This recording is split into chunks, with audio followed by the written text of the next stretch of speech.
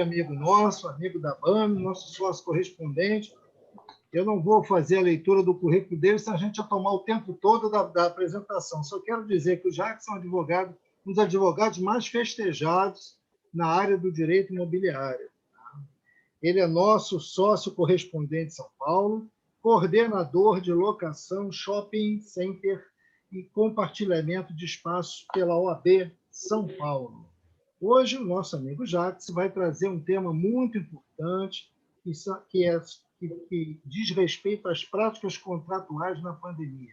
Todos nós sofremos aí com essa pandemia e sofremos mais quando surgem as inovações, ainda mais em tempo de pandemia, no que tange aos contratos. Então, eu quero, sem maiores delongas, eu passo a palavra ao nosso amigo Jacques. Obrigado. Super Sidney Santana, meu amigo. A gente se vê mais por internet, né, agora. A minha querida Fátima descobriu o Otto aí, que faz anos que eu não vejo o Otto. Poxa, que legal. Obrigado a todos por estarem aqui. Eu me sinto sempre muito à vontade na BAME. Óbvio que eu preferia estar aí. Lembro de cada vez que eu fui a algum evento da BAME aí no Rio de Janeiro, e para mim sempre foi festa. Um minutinho só, por favor. É uma petição. Tá. Desculpem. Justamente por se sentir família, a gente vai fazendo, né? Mas o que me fez pensar nesse assunto, tem trazido muita discussão, é o seguinte: será, porque todos nós advogados, fazer a cláusula do contrato novo, a gente sabe, a gente aprende, se não souber, acha na internet, essa que é a verdade. O que me intriga é, número um, será que eu devo renegociar os contratos, devo mudar minhas práticas contratuais? Segundo, será que eu sou obrigado a fazer isso legalmente? Então, eu devo legalmente, sou obrigado legalmente, ou é só conveniente em termos práticos, comerciais, empresariais? Essa dúvida eu acho que está permeando demais as pessoas e é terrível, né? Parece que quanto mais a gente reza, mais Exu aparece, porque no começo tinha a pandemia já tem um ano. A pandemia de um ano, vamos só lembrar que se a gente fosse fiar só em lei, pela lei a pandemia acabou em outubro passado. Vocês lembram daquela emergencial? É de março a outubro, acabou em outubro. Aí, poxa, a pandemia não está obedecendo a legislação. Não bastasse a pandemia, nós temos essas explosões de inflação. Nós temos inflação real, temos a inflação percebida, aquela que a gente sente mesmo, quando vai comprar uma Coca-Cola, quando vai comprar uma manteiga, que é diferente, às vezes, do índice que o governo me dá. O índice do governo é diferente do índice que a GV me dá, e eu fico maluco. O que eu faço com meus contratos? Quem é que tem direito aí? Então, é diante disso tudo que a gente está tentando pensar um bocadinho e vamos tentar enfrentar. Óbvio, eu até brinquei no convite lá, que me caiu no colo esse livro, A Peste. E tendo me caído no colo, eu vou confessar que eu falei, poxa, já que está aí, deixa eu dar uma lidinha. Eu fui ler de novo, estou lendo ainda de novo, e é impressionante.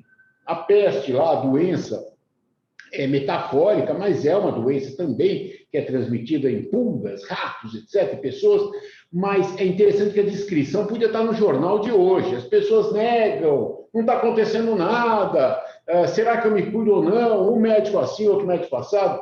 A discussão é sempre a mesma, e esse livro tem aí, sei lá, 70 anos, então parece que as coisas continuam. A nossa peste está aqui, e mexendo nos nossos contratos.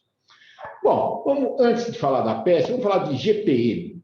O IGPM deu um susto. E eu não estou falando só de contrato de locação. Eu estou falando de todos os contratos. Vamos imaginar que na minha convenção de condomínio eu tenha combinado que as cotas serão fixadas uma vez por ano e a cada meio ano, digamos, para poder fazer os pagamentos, vão ser alterados pelo IGPM. Era um índice super idôneo, todos nós acreditávamos. E agora? Daí o salto.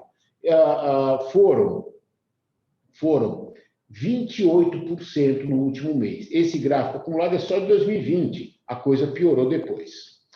Quando eu comparo o IGPM com outros índices, eu que não sou economista, fico mais atarantado, porque eu descubro que o IGPM oscila, sei lá, 27%, 28%, e o IPCA oscila cerca de 6%.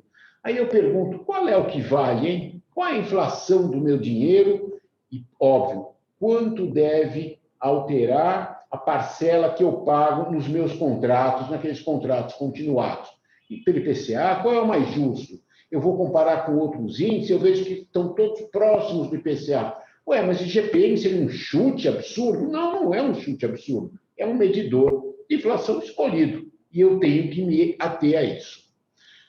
Quando eu comparo IGPM, IPCA, IPC e INCC, eu continuo completamente atarantado. Vamos lembrar que nós não estamos fazendo prova de economia, nós estamos querendo saber o quê? Como é que eu corrijo meus contratos com justiça? É esse que é meu ponto. E quando eu quero corrigir meus contratos com base na inflação, eu tenho que pensar um bocadinho nos índices todos. Quando eu elegi um deles e vejo que bem o que eu elegi está muito diferente, eu preciso ficar preocupado. Esse é um ponto de preocupação que nós vamos chegar lá. Aí, eu pego o FIPZAP. O FIPZAP é um site muito tradicional, todos nós utilizamos. Olha aí, flechinha para São Paulo, flechinha para o Rio de Janeiro. E o que eu queria, se der para enxergar, é que vocês vissem qual é o comportamento do preço de locação de imóveis residenciais. Cuidado, eu não estou mais falando de inflação, eu estou falando do valor da oferta do aluguel. Oscilou quanto? Olhem a diferença. E aí é um primeiro ponto que a gente tem que distinguir quando a gente vai negociar. Eu estou falando do reajuste inflacionário ou estou falando de medir o preço do aluguel? É diferente. Vamos imaginar aquela ação do artigo 19 da Lei de Locações, que depois repete no 68, que é revisional do valor do aluguel. Ela não fala de reajuste, ela fala de adequação ao mercado. Então, não seria milagre algum eu saber que, pelo reajuste combinado, IGPM, o aluguel subiu, até porque agora foi 28%, e pela revisão, que é a adequação aos preços pedidos no mercado, ele desceu. Nada impede que isso aconteça. E é o que está acontecendo em muitos e muitos locais. Não preciso dizer que com imóveis não residenciais, imóveis comerciais, ao menos é o que nós estamos sentindo em São Paulo, está derrubado o valor. Vamos em frente. A evolução do índice ZAP me fala, olha como ele descola mais ainda. Eu fiz questão de trazer esses gráficos todos. Ninguém precisa ser leitor de gráfico, basta ver como os números oscilam, como as coisas são malucas, como as curvas são incongruentes. É impressionante como é difícil eleger qual é o certo, não posso dizer qual é o certo. Tá? Aí eu posso desconfiar do ZAP. Ou será que o ZAP está medindo certo? Vamos pegar outro instituto?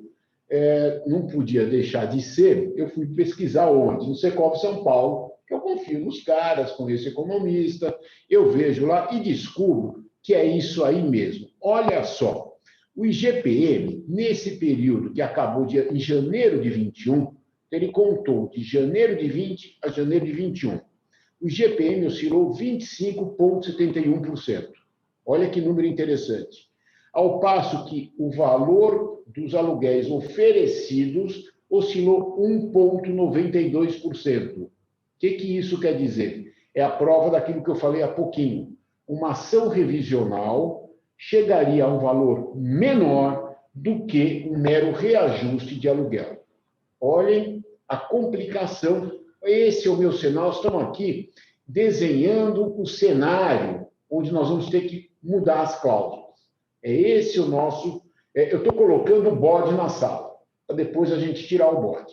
Mas é por aí que nós estamos indo. Olhem só o cenário. A inflação me indica uma coisa, a inflação medida pelos índices usuais da locação, que é o IGPM, da FGV, me explode o número, os outros não explodem tanto, e o valor da oferta dos aluguéis, eu só tenho a medição do residencial, por pesquisas idôneas, do Secovi, do FIPZAP, me chegam a valores muito inferiores. Muito bom. Eu também, isso aqui mostra, mais uma vez, as variações. Eu fiz questão de botar em vários formatos, que é exatamente para a gente poder se entender um bocadinho com esses números. Muito bom. Doutor Jacques. Oi. Desculpe interromper, mas é que nós não estamos vendo a sua tela. Ah, e como é que eu faço? Não está vendo os números? Uma tela agora? Não, vai ter que ser. Você colocou, Jacques, no share screen? Está no share. Carol está vendo isso agora. Não, olha só. Caroline? Oi, eu coloquei. Como host? Isso, já está sim, ele pode colocar. Ele sabe colocar, que é auxílio. Quer que eu volte? O share. Espera aí, o que eu fiz? Espera. Essa tela? Estava sem a tela? Está sem a tela. Aqui, ó. Share screen. Você seleciona a tela que você quer. Essa E dá aqui no share. Certo. Agora está vendo? Não, estamos. Deixa eu voltar. Ótimo. Um pouquinho. Vou voltar um pouquinho. Cadê? É que eu quero transferir todos. Ah, meu Deus. Bom, a primeira lição da advocacia prática é não usar o computador dos outros.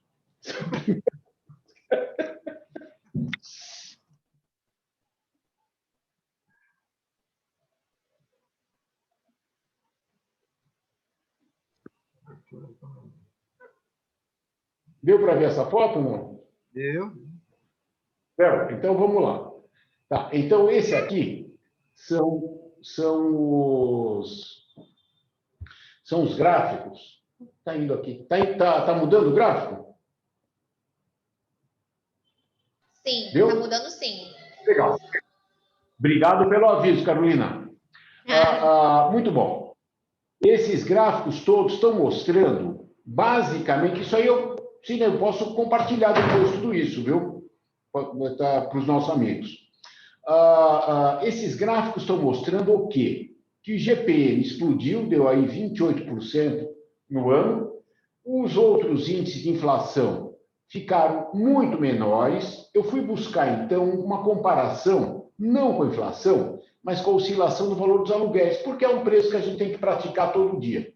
E aí eu descubro, mais terrivelmente, o quê? Que o GPM, num determinado período, mudou 25,71%, ou seja, se eu fosse aplicar o valor do reajuste do aluguel previsto lá no meu contrato, no aniversário de janeiro de 21, eu poria 25,71% de aumento. Ao passo que, se eu fosse fazer uma revisional naquele mesmo mês, procurando a oscilação de mercado, eu ia descobrir o quê? Que a oscilação era muito, muito menor. Os aluguéis não aumentaram. Se eu pagava R$1.000 por mês em janeiro de 20, provavelmente eu ia estar pagando R$1.020 em janeiro de 21. Pelo IGPM, ia para R$1.210. Olha a diferença. Vamos em frente. Isso aí a gente tem vários gráficos mostrando essas oscilações todas. Mas pode acreditar no que eu estou falando, é isso que os gráficos estão mostrando. Tá? Aí, foi até aí? Deu para ir, pessoal? Deu? Legal. Muito bom. Então, eu estava falando que o bode está na sala. Eu tenho um problema de índice eleito que explodiu. Eu tenho um problema que os outros índices de inflação, se eu quiser medir por inflação, continuam bem menores do que aquele índice que todo mundo elege, que é o IGPM, porém muito alto. E tem um problema muito sério, que os preços desse meu mercado de locação imobiliária não aumentaram. Esse que é o ponto. Então, o que eu faço numa história dessa? Vamos lá. Eu vou procurar a lei. E o máximo que eu encontro na lei, pelo menos na primeira, no primeiro enfrentamento, o que é? Eu encontro que a lei é mais um bode na minha sala. Primeiro, os índices. Segundo, o valor da oscilação de mercado. Terceiro, os contratos precisam ser cumpridos. Esse é o ponto. A revisão contratual somente ocorrerá de maneira excepcional e limitada. É o que está na lei, e nós somos cumpridores da lei. Isso está no artigo 421-A do Código Civil, alterado agora há 2 anos, e com muita festa, aliás, pela Lei da Liberdade Econômica. O que isso está me dizendo? Que o contrato tem que ser respeitado. Olha onde estamos. O contrato diz que aumenta, o mercado está contrário ao aumento que eu estou calculando, os índices estão malucos, eu sou obrigado a respeitar o contrato. Esse ainda é o meu cenário. A lei, a Declaração de Direitos e Liberdade Econômica, que é essa daí, é sempre tem essa de interpretar em favor da liberdade econômica. Tudo bem, da boa fé, nós vamos voltar nesse assunto. Qualquer contrato, qualquer ajuste. O que isso quer dizer? Eu era livre para contratar desse jeito, fiz um contrato com a Caroline de um determinado jeito, nós dois éramos livres, adultos, vacinados, temos que cumprir. Por que eu vou renegociar? É um drama. Eu queria chamar a atenção de um ponto. A gente gosta de achar que, então, o legislativo talvez cuide da gente. E a má notícia, ou boa notícia, depende da sua visão, lembra daquela legislação emergencial que veio no comecinho do ano passado, no comecinho da pandemia? Aquela que a gente até estava brincando que, pela lei, a pandemia já acabou, porque ia acabar em outubro, não é? Olha lá. Aquela lei não mexeu nos preços, olha só. Ela tratou do poder do síndico, tratou da assembleia virtual no condomínio, tratou de um monte de situações, impediu algumas liminares em ação de despejo de falta de pagamento ou em outras ações de despejo, mexeu levemente em alguns contratos, mas não reduziu valores. Olha só, o legislador achou que os valores estavam corretos, estavam justos e precisavam ser respeitados. Eu diria até que é o quarto bode que nós temos na sala, né? Eu achei que a emergência ia provocar uma renegociação e ela não provocou uma renegociação, ao menos aos olhos do legislador. E será que eu tenho que cumprir a lei? Eu acho que sim, né? Eu acho que sim. Aí, eu não resisti de buscar aquele livro que todos lemos no mestrado, no doutorado, na faculdade, que era o Norberto Bobbio. Basicamente, ele diz que a única coisa que cabe a nós e ao juiz, a quem é destinada eventualmente a interpretação da lei, é cumprir a lei. É cumprir a lei. Quando se diz que o juiz deve aplicar a lei, diz, em outras palavras, que a atividade do juiz está limitada pela lei. Ou seja, é impossível imaginar uma sentença que não siga a lei.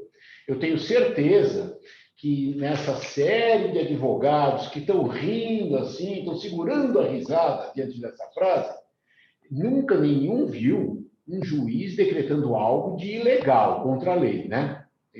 Isso é um pressuposto. Nenhum de nós nunca viu isso, mas é a teoria da unidade do ordenamento jurídico. É preciso respeitar a lei. O juiz não pode dizer mais nada. Opa! Posso sair de casa porque só tem bode lá em casa. Eu estou com um problema da inflação medida pelo índice que eu sempre elejo, explodindo. Estou com um problema da inflação medida pelos outros índices mais alta do que a oscilação de oferta setorial. Estou com uma oferta setorial baixa, me sugerindo uma queda de preços. Tenho uma lei nova, que é a lei dos direitos da liberdade econômica, dizendo para cumprir o contrato rigorosamente, porque é isso que as pessoas combinaram. Tenho o artigo 421-A repetindo isso, impondo isso, e tenho a melhor doutrina dizendo, olha, não tem jeito, tem que cumprir a lei. Então, eu poderia dizer que a gente pode encerrar já o nosso encontro, falar, olha, cumpre a lei, chora e não tem saída. Vamos em frente. Sempre tem que ter uma saída, né? Vamos lá. E agora? Vamos lá.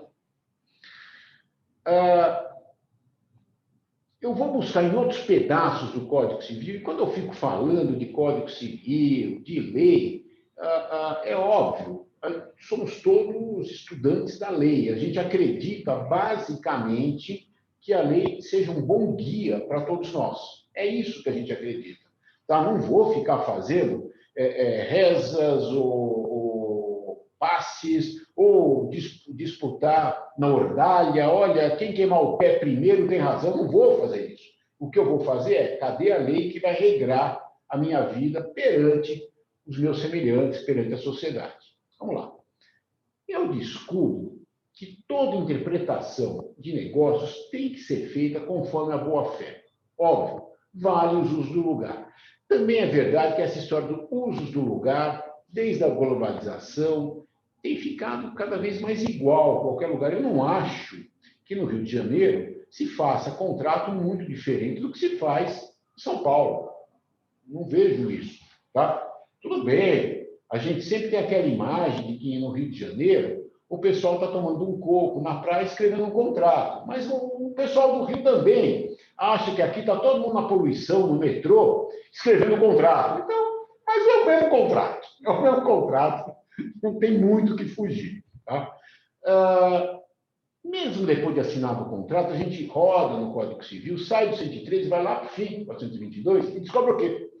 Que os contratantes são obrigados a guardar, também na operação do contrato, que é o que o Código chama de execução do contrato, os princípios de probidade, tudo bem, e boa-fé. Boa-fé. Eu preciso mexer com essa boa-fé e essa circunstância, né? Eu preciso lembrar aqui que quando a lei fala de boa-fé, ela fala da boa-fé objetiva, ela nunca fala que a gente deva acordar de bem com a vida, acordar com o coração aberto, de bem-querer, de boa-fé. Não, não é nada disso. Ela fala, a hora que você fizer um contrato, a hora que você fizer um negócio, não seja safado, tem que ser bonitinho, tem que estar bem claro o que está combinado, tem que ser respeitado. É isso que ela diz, é a boa-fé objetiva. Só que só boa-fé é complicado, porque quando eu falo de boa-fé, pode ser que isso me dê uma interpretação um tanto diferente da dos outros. Eu não sei se o que eu acho de boa-fé é a mesma coisa que o Sidney acha que é boa-fé. Pode ser que a gente ache diferente, não sei. Então, eu vou ter, eventualmente, uma discussão. Então, a lei já me dá uma outra pista, uma outra baliza para isso. Ele me fala da função social do contrato. Se eu lembrar da função social do contrato, eu vou lembrar também da função social da propriedade. Por que eu estou falando da propriedade? Porque é com isso que a gente mexe, nós, advogados imobiliários, a gente mexe muito com a propriedade imobiliária. Então, vamos lembrar também que ninguém pode dar um uso muito errado para as coisas. Lembra disso? Então, vamos lá. A função social vai ser, sim, cuidada. Aí eu tenho que ter uma atenção para a função social. Vamos voltar um pouquinho na função social? O que é essa função social? Como é que o que eu estou fazendo se espraia para o resto da sociedade, para o resto das pessoas, o resto da economia. Será que eu poderia ser muito duro numa negociação? Posso. Agora, será que eu posso ser duro a ponto de fazer falir a outra empresa? Acho que não, né? Eu posso, com a minha negociação, mudar fatos da vida? Não, não dá. Não dá. Eu tenho que respeitar coisas que estão aí evidentes na minha vida? Tenho. E por que eu tenho que fazer isso? Do lado, não estou nem falando aqui do lado humano, moral, não é isso. Estou falando do lado legal. Porque se eu não fizer assim, eu vou estar desrespeitando fortemente toda todo espraiamento do meu ato. Quando eu exagero numa situação, posso até fechar aquele contrato, mas pode ser que eu esteja quebrando o sistema. A onerosidade excessiva, eu acho que nunca foi tão falada entre nós, pelo menos não na vigência desse código.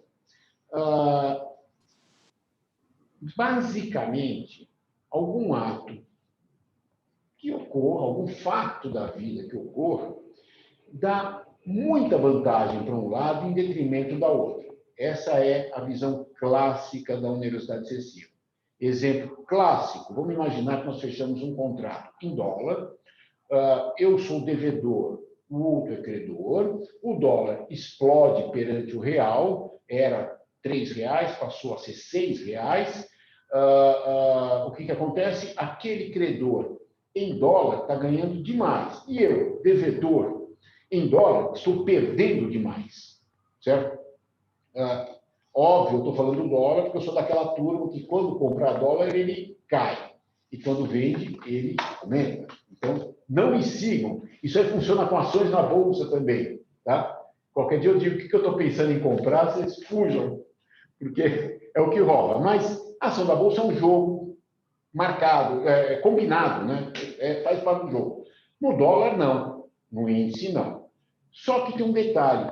Hoje, todos nós estamos aprendendo que, mesmo que não ocorra aquele lucro exagerado do outro lado, pode haver onerosidade excessiva quando existe um prejuízo exagerado devido ao próprio índice. Não é porque ninguém está ganhando com o meu prejuízo que o meu prejuízo deixa de existir, eventualmente. Então, pode ocorrer essa situação. Óbvio que isso, até onde eu sei, é uma criação agora dos tempos de pandemia, dos tempos de explosão de índices, etc. Mas a onerosidade excessiva é a que tem sido muito invocada para renegociar contratos. Esse é o nosso ponto. É exatamente, se eu estiver agindo com boa fé, se eu lembrar da função social do contrato. Não estou pedindo para ninguém ser Madre Teresa, não. É apenas lembrar do espraiamento legal do contrato. E lembrar da questão da onerosidade excessiva, o que eu aprendo? Eu aprendo que eu tenho que rever o contrato, porque pode ser mexido judicialmente, se caracterizada a infração, qualquer coisa dessa. Pronto. Já comecei a tirar o primeiro bote da sala. Pode ser que eu possa chamar o juiz. Isso é importante. Agora, comecei a chamar o juiz. Se eu provar que tem uma onerosidade excessiva, posso chamar o juiz, que é um belíssimo argumento para todos negociarem, ninguém vai negar isso. Aí eu tenho um movimento, eu falei do social, eu tenho um movimento dos usos e costumes. Lembra que a gente tem que atender os usos e costumes? Lembra disso? Está lá no começo do Código Civil. Eu começo a documentar quais são os usos e costumes. A gente fala muito de documentar, eu sei que é um vício profissional de advogados, né? Advogados, se o cara falar, isso aí é verde, é prova. Cadê a prova? Né? Quer ver a prova, que é azul, que é verde? Então, como é que eu provo? Eu tenho noticiários de grandes empresas do nosso setor, mexendo, por exemplo, tirando IGPM e colocando IPCA nos aluguéis. Essa notícia, por exemplo, foi publicada agora, de quando é? Do começo do ano, e está se referindo à maior imobiliária de São Paulo, chamada Lelo. Então, nessa declaração, está dizendo, ok, estamos abandonando o IGPM, ninguém está matando nada, não é nada disso. Estamos abandonando o IGPM porque não está dando certo, e estamos indo para o IPCA. O que me interessa nessa nossa conversa, nessa notícia, que eles estão chamando de morte, não é nada disso, não é morte nenhuma. O que me interessa profundamente é o estabelecimento de um novo uso local. Neste mercado, existe a prova de que grandes gestores estão mudando o índice. Opa, está dada a sinalização para eu começar a mudar os meus também. Aí eu descubro que outra, essa vocês conhecem no Rio também, a Quinto Andar, abandonará o IGPM e adotará o IPCA dos contratos de aluguel. Pronto. Eu tenho dois gigantes, gigantes no sentido de muita pulverização, muito imóvel na mão desses dois grandes empresários, essas duas grandes empresas brasileiras, e falando o quê? Por alguma razão, eles estão alterando o índice. Do meu lado, eu repito, está documentada qual é a prática de mercado, qual é o uso de mercado.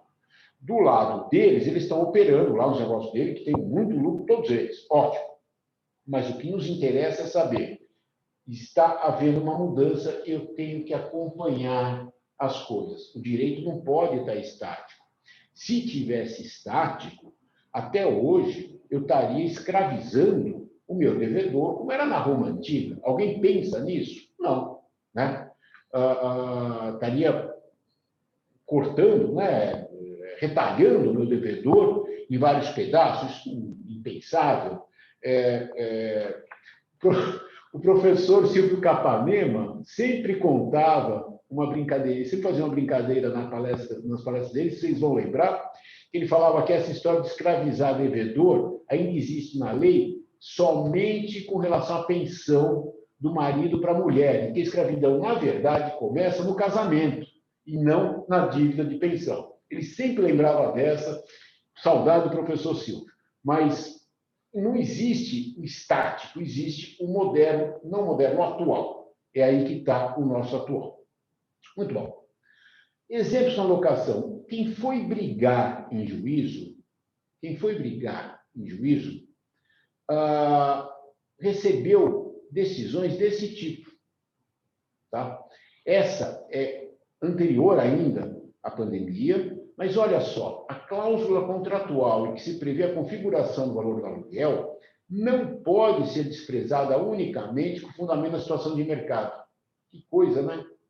Estaria desmentindo metade do que eu estou falando aqui. Estaria sendo alterado o entendimento. Eu acho que esse entendimento vem mudando claramente. Outra, a forte variação cambial que ocorreu a partir de janeiro de 99, veja, eu estou pegando só coisas antes da pandemia. Em janeiro de 99, tornou-se fato suficiente para caracterizar a imprevisível onerosidade excessiva nos contratos que utilizavam como indexador a moeda norte-americana. Olha só que coisa. Em 99, então são 20 anos atrás, essa situação foi levada para os tribunais e, na época, quem puxar pela memória, na época vai lembrar que muita gente andou financiando compra de carro em dólar. O dólar estava paradinho, em paridade com o real, não mudava, aí eu tinha que pensar, vou comprar um carro financiado, eu peço financiamento em dólar, que está zero, ou peço financiamento com base em algum índice brasileiro que está oscilando. Todo mundo foi para o dólar. Qual foi a surpresa? De repente, o dólar aumentou. O IGPM aumentou. Quando o dólar aumentou, o que aconteceu? As pessoas não podiam pagar. Houve a situação de onerosidade excessiva, porque ficou muito caro para um e muito barato para outro. Foi lucrativo o banco receber em dólar. Foi prejuízo para o pagador, para o devedor, pagar em dólar. Foi tudo aos tribunais e foi quando os tribunais equilibraram a situação. Olha só, notem que isso aí foi antes do Código Civil. Então, já existia a tendência, depois veio ser consagrada no nosso Código.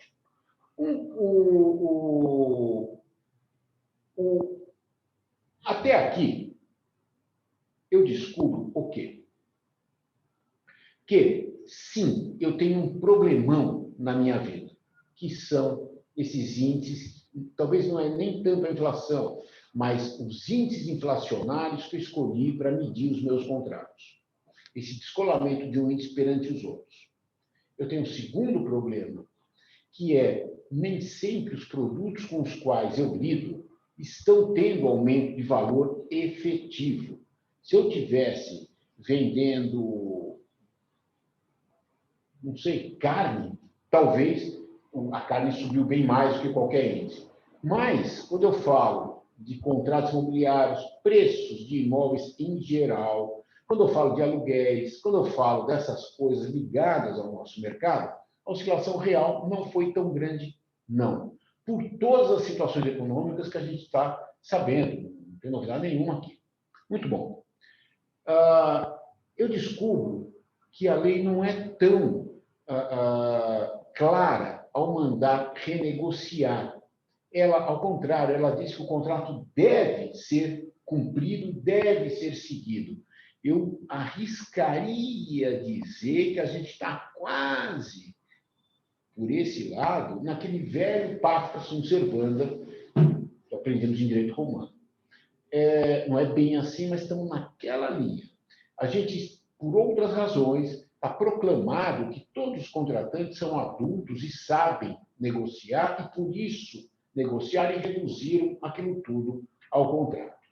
Mas aí eu tenho essa situação toda e procurei na lei algumas saídas. Descobri que a doutrina diz que não, que o contrato tem que ser seguido, a lei tem que ser seguida. Se não tem lei liberando, não tem.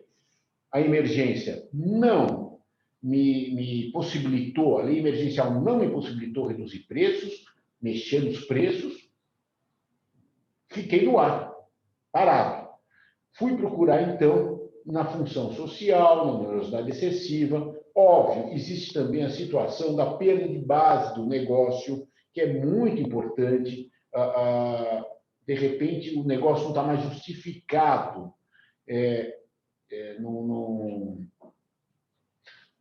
A razão pela qual fizemos o negócio não existe mais. É o caso, por exemplo, daquela loja que eu aluguei dentro de um shopping center que está fechado há um ano. O que eu faço com aquele negócio? Essa história toda, o caso mais clássico que as pessoas lembram foi da posse do Eduardo VII. Eduardo VII ia ser rei na Inglaterra, em 1901, se me falha a memória, e não é que o cara me pega uma úlcera.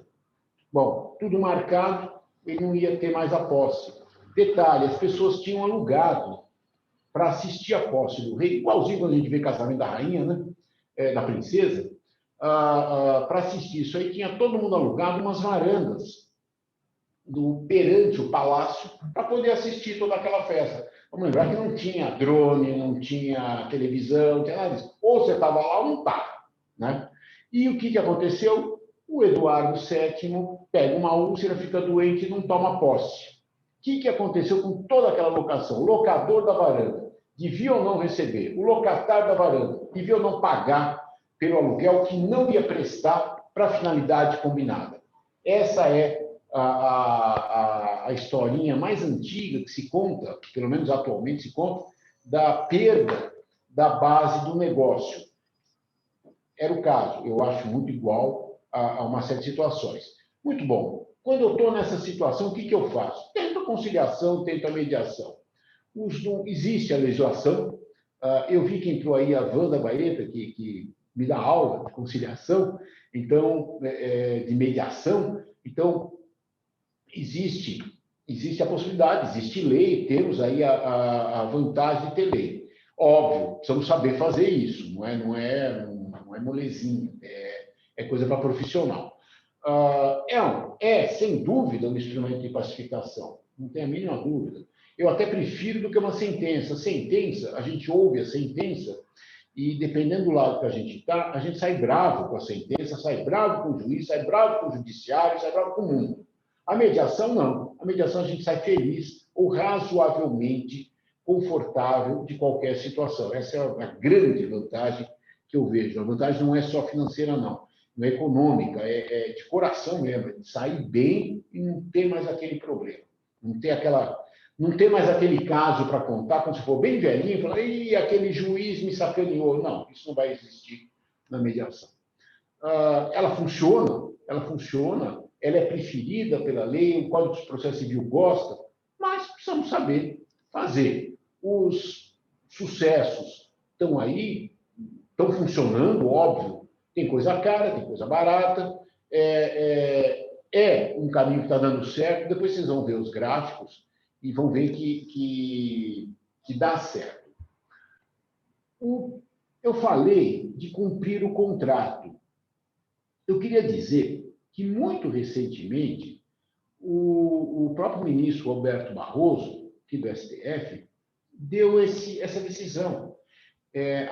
Olhem só que coisa curiosa, é aquela briga sobre fiador de contrato de locação não residencial, se o bem de família dele pode ou não ser penhorado. Não vamos entrar nessa discussão agora, porque isso aí exige 1 hora de conversa, mas o que eu achei interessante, pesquisando a jurisprudência relativa ao caso, foi essa decisão do ministro Barroso, dizendo, olha, o contrato tem que ser respeitado.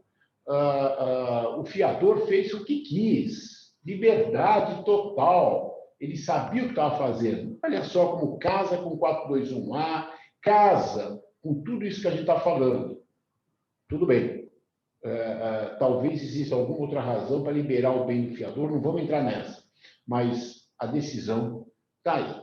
O que eu acho muito importante é falar o que eu faço diante disso. Eu devo, número 1, negociar.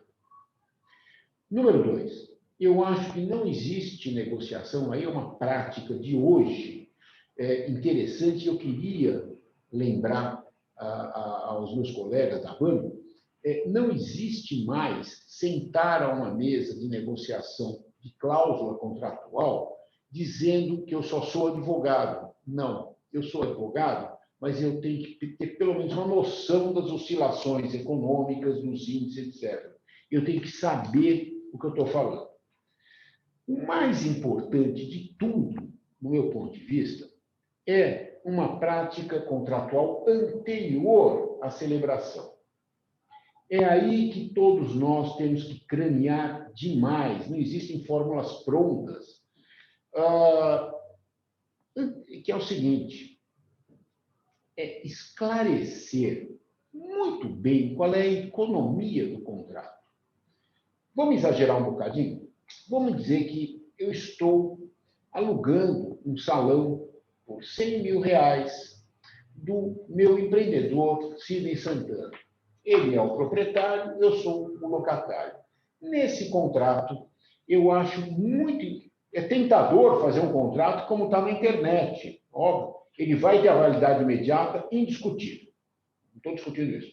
Só que seria muito importante, diante do que todos nós estamos aprendendo com essa peste, é o seguinte, é clarear o contrato. Advogados gostam de colocar os considerando, os considerando mesmo, considerando que o prédio é do Dr. Santana, que o prédio foi bem construído, que o prédio está habilitado, está regularizado, etc. Considerando que o inquilino Jacques quer alugar, vai exercer determinada atividade que ele escolheu, considerando que o inquilino Jacques já viu na lei se pode ou não exercer aquela atividade. Tudo isso aí tem que estar bem claro. Considerando que os dois ajustam, que é correto pagar de aluguel, digamos, 1% do valor do imóvel ao mês. Digamos, tanto faz o que falar. Não tem problema. Eu acho que esses considerandos, mostrando as razões de contratar, mostrando a economia celebrada no contrato, vai evitar qualquer problema, por uma razão muito simples. Tudo estará muito claro, estará sendo respeitado, muito evidentemente, o dever de informação, o dever de boa-fé contratual, a clareza do contrato. Coisas claras não dão confusão. Tudo que está esclarecido não dá engano. É óbvio. Está falado, não vai, é combinado. É o velho. Eu acho que devia ter um artiguinho no Código Civil. Assim, combinado não é caro. Pronto. Mas bem combinado. Bem combinado. Tá? Bem claro. O que eu faço com os contratos que já estão andando, já estão em andamento, e eu estou com esse problema agora, o que eu faço com ele? Muito bom. Eu sento e converso e também esclareço, mesmo que a destempo. Tudo bem, eu devia ter feito isso há 3 anos atrás, estou fazendo hoje. Estou revendo o preço do apartamento e o que eu prometi pagar 1 milhão, eu vou pagar 900. mas está sendo esclarecido. Outra coisa, e aí, gato escaldado tem medo de água fria, né? Estamos todos aprendendo que, de repente, eu sou obrigado a negociar. Posso não querer, mas sou obrigado, porque tudo está mudando. Tudo está mudando. Então, as pessoas já têm colocado cláusulas mostrando que este ajuste, por exemplo, é válido. Primeiro, está sendo celebrado durante a pandemia. Essa cláusula, olha, esse ajuste estamos fazendo. Eu sei, pela data dá para saber, não dá nada. Tudo tem que estar claro, tudo tem que estar. Não existe nada óbvio no contrato. Nada, nada. Essa regra é importante.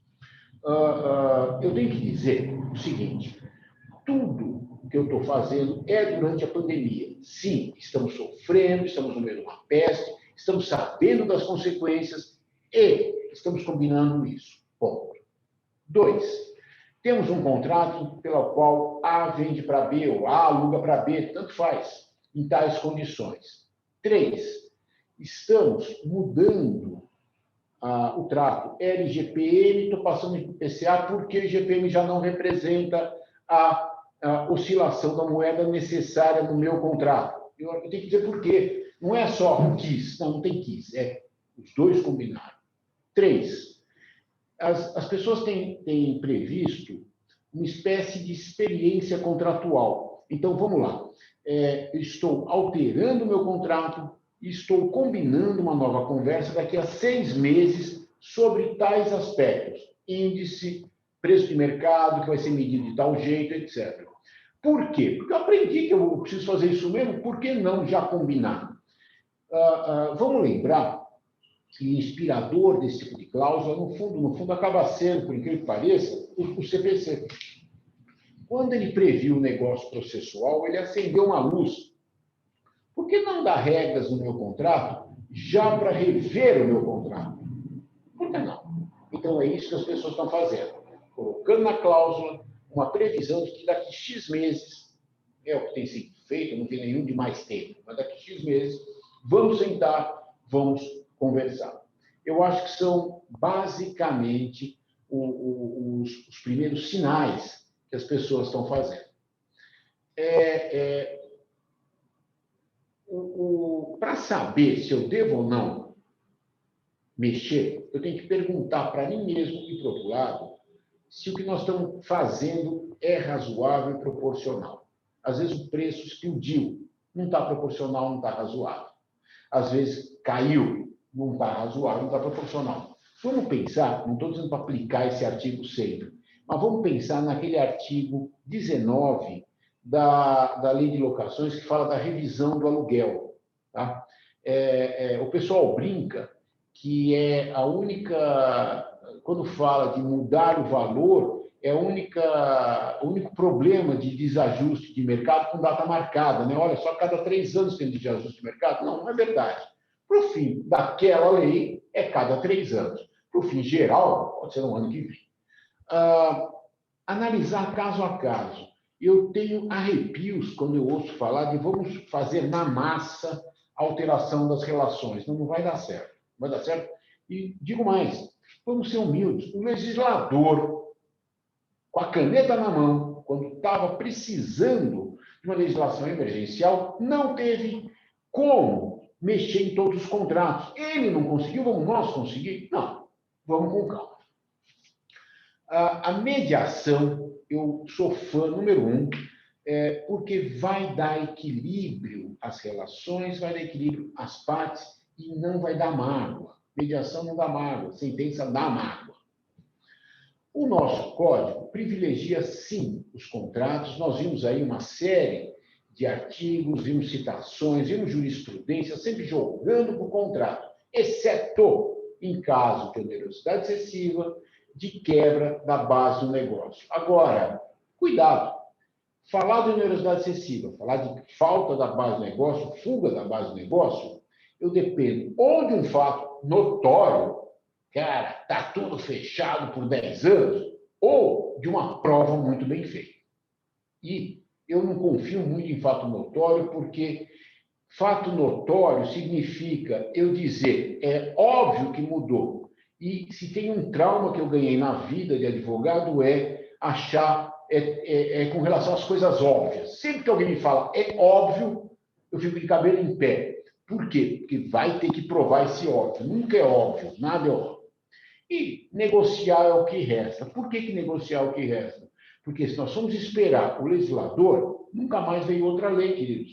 Aquela lei tem 1 ano e ninguém soube de mais nada. Tem, sim, caminhões de projetos de lei, mas nenhum vingou. Se eu estivesse esperando a lei, acabou.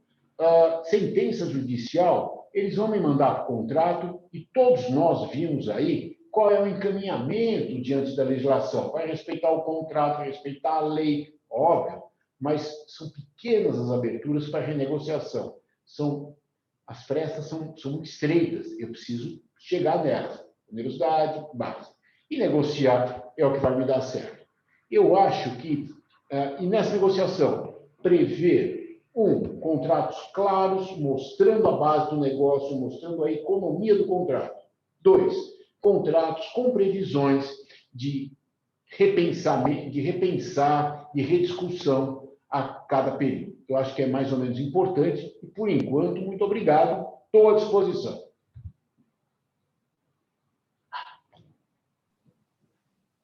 Doutor Jacques. Oi. Nós agradecemos muito a sua explanação, mais uma vez, como sempre, né? Muito clara, trazendo pontos importantes, julgados muito pertinentes e atuais. Essa discussão recente aí desse recurso especial que trata da questão da fiança, né? Bem de família. Eu queria fazer antes dizer ao senhor que muitos elogios à sua palestra, antes de passar para os colegas aqui, para alguns questionamentos. Queria confirmar que estão perguntando se o material vai ficar disponível. O senhor já tinha dito que sim, né? Será disponibilizado. Então, tranquilizar a turma que esse material, esse rico material... Né, eu só lamento se, antigamente, quando a gente distribuía em papel, pelo menos as pessoas tinham um rascunho bacana em casa, né? Agora vai ter que ficar...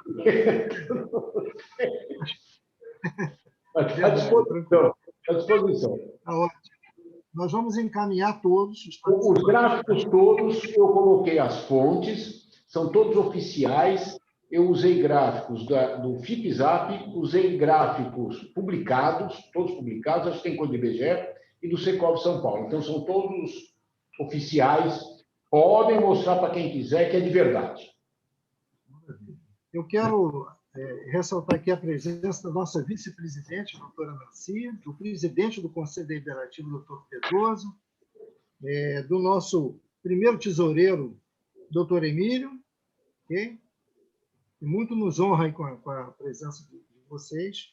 E indagar o doutor Jacques o seguinte: na questão de índice, foi muito bem colocada essa questão da discrepância de valores, vamos dizer assim. E quando se tem um contrato, por exemplo, que no corpo do contrato você coloca 3 índices, e um deles é o IGPM. Em função dessa diferença absurda, como é que o senhor vê essa questão? Olha, eu sou da turma que eu vi contratos, é interessante a sua pergunta, eu cheguei a ver contratos que diziam assim: vamos aplicar o maior dos seguintes índices. Antigamente o pessoal fazia assim. Mais recentemente começaram a ter medo das coisas. Nós vamos fazer uma cesta de índices e vamos usar a média dos seguintes índices. E parecia, como advogado, como contratante, uma coisa razoável. Com essa explosão dos índices, nós aprendemos o quê? Que cada um deles já é uma média de índice. Então, quando eu faço uma média do IGPM e do IPC, eu estou fazendo 2 vezes o IPC na média. Então, não é uma coisa economicamente muito defensável, segundo eu entendi. Por outro lado, as pessoas não têm muita convicção de qual é o índice correto para o nosso negócio. Será que eu devia fazer INCC, que é o índice da construção? Muita gente se bate por isso no aluguel, né? E eu pergunto, o que eu tenho a ver com o índice de construção? Eu for inquilino de uma loja com 50 anos de idade, o prédio. Ninguém está construindo nada. É um negócio... Tem dado uma saída razoável a história da média de índice. E uma notícia interessante. Eu estive conversando com o pessoal da FGV há um mês atrás, mais ou menos, o economista André Brás, mais alguns, e eles estão tentando desenvolver, não sai numa hora, né? Eles estão tentando desenvolver um índice mais adequado para medir o que nós estamos chamando de inflação do aluguel, que deve ser um novo índice que vai ser lançado. Não existe ainda, a Fundação Getúlio Vargas está estudando, os economistas estão lá estudando, e provavelmente deve vingar nos próximos tempos, não sei quando. Por outro lado, quando eu faço a média de índices, talvez a média é boa, por que não? O que eu tentaria seria a moda de índices. Elegeria 3 índices, por exemplo, IGPM, IPCA e IPC. E diria, nós vamos escolher a média entre os 2 mais próximos, como se fosse um jogo de bote. Sabe como é? Os mais próximos. Então, digamos aqui no caso, IPC e IPCA são mais próximos do IGPM, excluo aquele que explodiu e faço a média justificada. Talvez dê uma justiça razoável. Muito bom. Excelente. Doutor Jacques, a doutora Sula acha que a negociação é a Acho que a negociação é a mediação e a mediação são as saídas para esse momento e sempre tenho negociado todos os contratos. Parabéns pela clareza, dinâmica e objetividade da palestra. Obrigado, doutora Silva. Eu concordo com a senhora. E a gente chegou a ver, em não negociação, algumas situações muito tristes. Gente que tinha acabado de alugar um imóvel, acabado de fazer uma reforma de meio ano, um ano, investido que tinha o que não tinha, veio a pandemia em março do ano passado, faz um ano, né? Veio em março e simplesmente não começou o negócio do cara. Não começou. E as pessoas, teve gente que não quis negociar.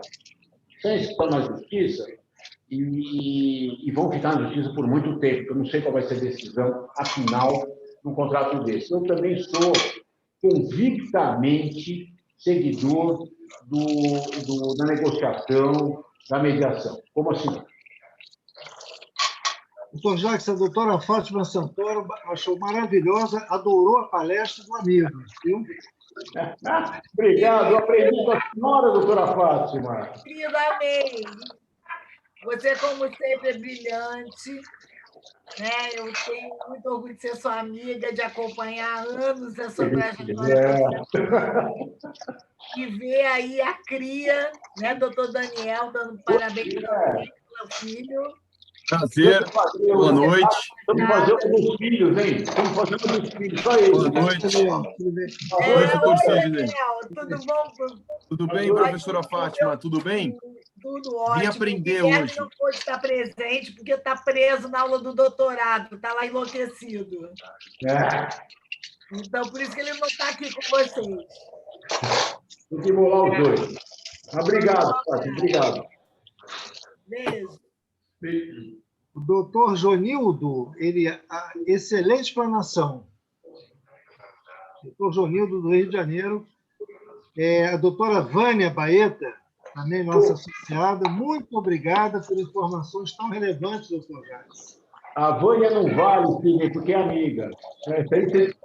Lembra que eu falei que tira alguns? Não. A doutora Mônica, esclarecedor. Parabéns, doutor Jacques. Obrigado. Um que não é suspeito, doutor Daniel, parabenizando o senhor, doutor Jacques. Opa! Dei meu apoio. A doutora Réia, parabenizo a clareza e conhecimento jurídico do palestrante e a iniciativa da ABAMA. Muito obrigado, doutora Réia, pela sua participação. Doutor Pedro, aí vem uma indagação. Na compra de apartamento em construção, na parcela a pagar no término da obra em INCC, caso seja tão alto quanto o IGPM, podemos apelar para a negociação com base na onerosidade excessiva? Doutor Pedro, eu concordo com o senhor, eu acredito que sim. Eu acho que o que vale... Veja, tanto faz se nós estamos falando de locação, de compra e venda, tanto faz. O que importa é, será que o contrato desequilibrou? Quando o contrato desequilibra, a lei não gosta de desequilíbrio. A lei não gosta de desequilíbrio. O código não gosta de desequilíbrio, o código gosta de equilíbrio.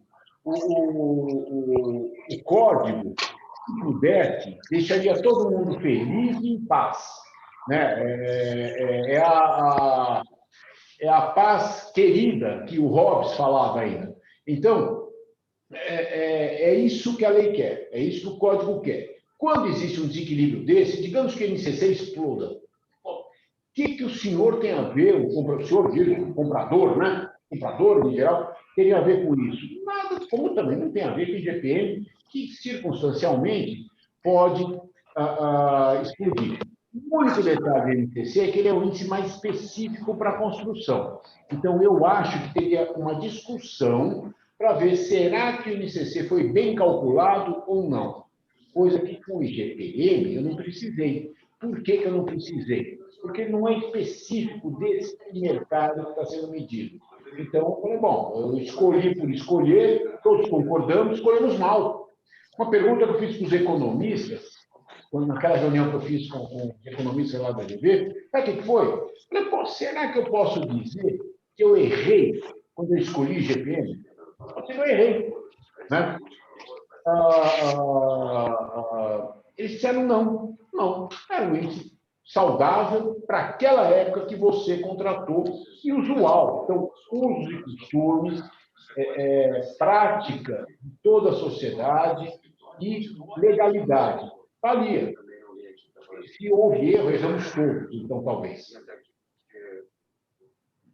Perfeito. A doutora Isabela Vidal parabeniza o senhor, doutor Jacques. A doutora Réia volta a dizer que boa noite a todos, excelente explanação. E doutor Pedro, palestra muito oportuna. Parabéns ao palestrante e à banca pelo tema. Essas são as manifestações, e eu indago ao doutor Pedroso se ele tem alguma colocação a fazer. Doutor Pedroso. Igualmente, muito satisfeito com a brilhante apresentação do doutor Jacques. Estaremos sempre atentos a esses ensinamentos que sempre abrilhantam, né, a carência da convivência próxima física, essa excelente palestra online que nos foi proporcionada. Muito obrigado, doutor Jacques. Obrigado pelas suas palavras, doutor Pedro. O senhor sempre muito gentil, elegante sempre. Obrigado, mas, de fato, estamos com uma carência de proximidade. Isso eu estou sentindo falta. Isso eu estou sentindo muita falta. Perfeito. Doutor Emílio, nosso primeiro tesoureiro.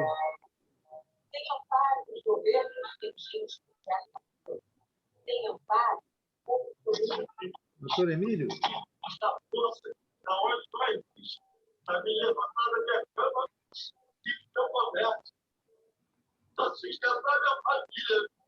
Está fechado o microfone.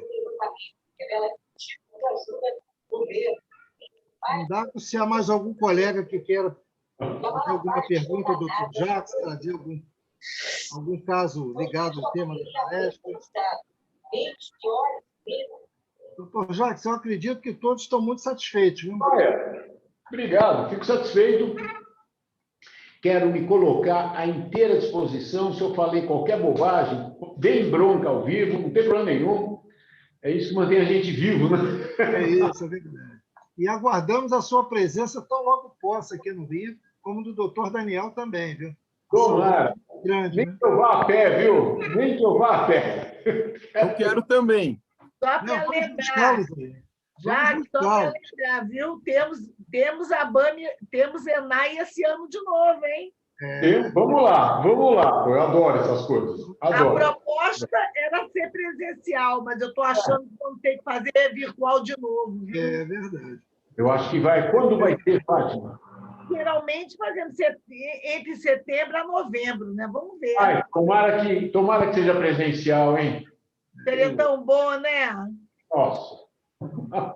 Pois Tem é. que ser, Querido, eu vou pedir desculpa, eu vou ter que sair, porque eu estou ao mesmo tempo com você e mais duas reuniões, eu estou para entrar, tá? Querido, obrigado Olha, pela um beijo presença. grande para você, para todos os nossos queridos abamianos. Doutor Daniel, um grande beijo. Meu presidente, peço licença, posso sair? Um beijo grande, obrigado pela presença, Fátima. Obrigado pela organização, obrigado pelo convite, obrigado pela presença, Fátima. Obrigado, querido. Obrigado. Um beijo. Tchau. Beijo. Doutor Jacques, nós estamos encerrando, então, com muita tristeza, porque estamos encerrando o nosso encontro, mesmo de forma virtual, né? Aguardando que não demore muito a nós voltarmos a nos encontrar, né? Desejando a todos muita saúde, paz, e que logo, logo possamos estarmos juntos lá na nossa sede. Queira Deus. Obrigado, Cine, obrigado pela liderança. Realmente, eu acho muito difícil ser presidente nessas épocas, além de tudo, né? Então, é complicado mesmo. Parabéns pela sua liderança. Obrigado pelo convite. Contem sempre comigo. É sempre muito bom estar com essa nossa família da Habana. Obrigado, boa noite. Boa noite. Boa noite. Boa noite a todos. Muito obrigado. Obrigado. Daniel, forte abraço também. Obrigado. Boa noite, doutor Sidney. Obrigado. Boa tarde, querido. Boa noite.